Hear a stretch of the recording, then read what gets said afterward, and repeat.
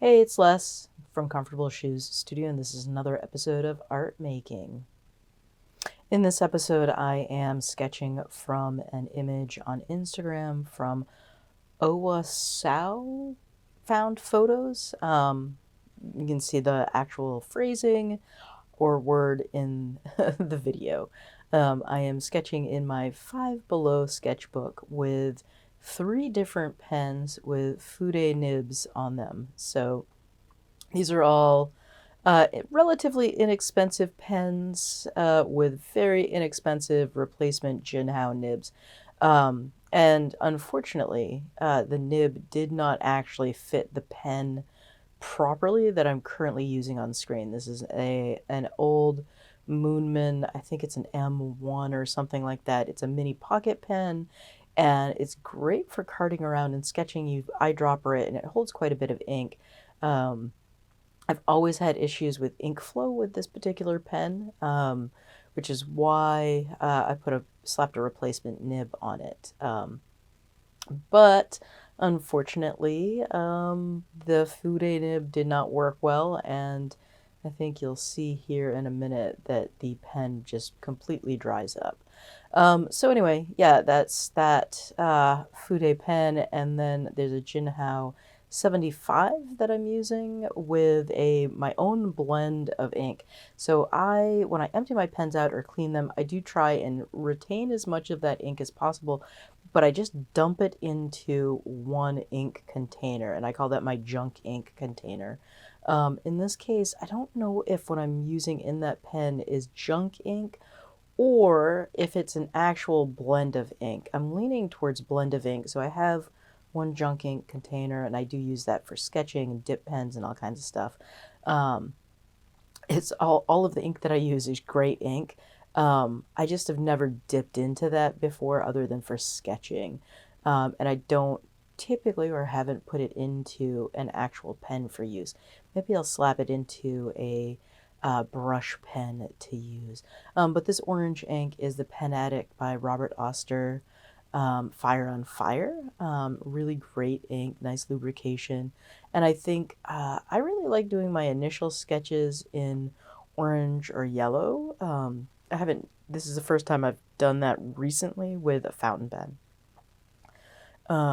Yeah, so then I'm going to go over it with that dusty blue color, also with the fude nib, and then finally I'm going to come in with another fude nib, also a Jinhao with black ink, and tighten up all of the details. So I'm kind of using a contour line technique here. I would say it's a heavily modified contour line, just because I've had a couple of questions about sketching and drawing, and I pretty much start everything with a contour line drawing. In the case of this, I'm looking at the lines in the eyes, the nose, the mouth, and then I go back in and I look at the value or the shadow, and add that in. So the lines always come first. Um, and then I go in for the shadow and the looking for the lights and everything. But a contour line drawing is basically the basis of all sketching and drawing. You start there and you work your way into other methods of drawing. So contour line, you just look for the lines in the image that you see. And when you first start with contour line, it's never particularly accurate. When I'm working with kids and I'm talking about contour line, they get so frustrated because it's not looking like what they expect on the page at first. So I really enjoy contour line, and I think it's one of those things that you get into over time. I think it's maybe you love or hate it, but for me it's the basis of all art. I mean, whether you're painting or drawing, or other methods of representation, contour line, if you're drawing from life, is in my opinion what you're building everything on. So there are a couple of different types of contour line drawing. In this case, I'm doing what's I think would be considered a heavily modified version of contour line. So contour line, you have a continuous line where you never pick up the pen off the page. You just kind of make the shapes, don't lift the pen, just keep it moving, which is sort of the school of thought that I began with. And then I I modify it. I lift the pen. I move to another location on the face. Add lines in there.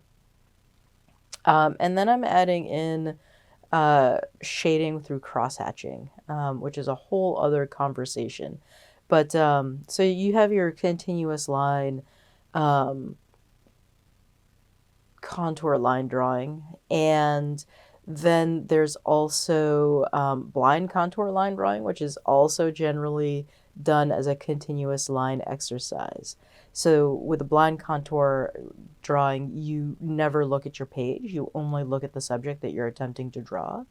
And there's some tips and hints and tricks on that. A lot of people will put a paper on their pen so they can't see where their pen is at. Many people will you put a towel or a cloth over their hand so that they can't see the page. Um, I think some of that is useful when you're first learning and exploring how to do these things. But I think as you learn and get more comfortable with your art materials, that's less necessary. And in fact, I think a contour line drawing where you're, continually resetting yourself on the page ends up being a little less wonky, and a little more accurate. Or in terms of like getting the vibes, it's okay to like well, for me in my drawing, it's okay for me to stretch the perspective a little bit around the nose and the mouth.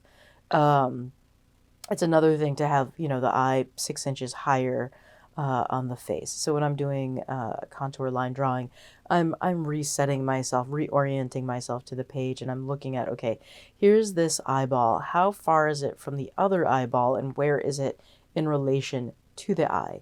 And then when I'm placing the nose, I'm also thinking, okay, where is the nose in relation to those two eyes? How wide is the nose in comparison to those two eyes? How wide is the mouth compared to the nose and to the eyes? How far is the mouth from the eyes? How far is the mouth from the nose?